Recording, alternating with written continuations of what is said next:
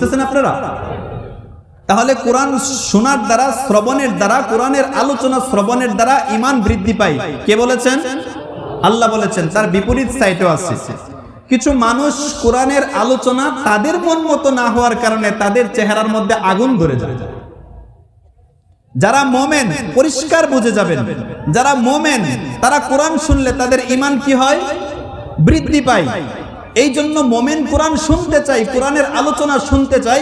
মোমিন চাই বেশি বেশি কোরআনের আলোচনা হোক, কোরআনের তাফসির হোক, কোরআন ব্যাপকভাবে আলোচনা করা হোক। এটা চাওয়াটা কার? মুমিনের। তার বিপরীত আছে মুনাফিক, মুশরিক, তারা এটার বিপরীত।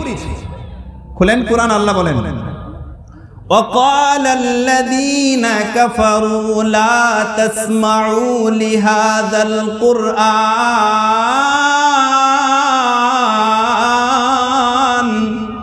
والغوا فيه لعلكم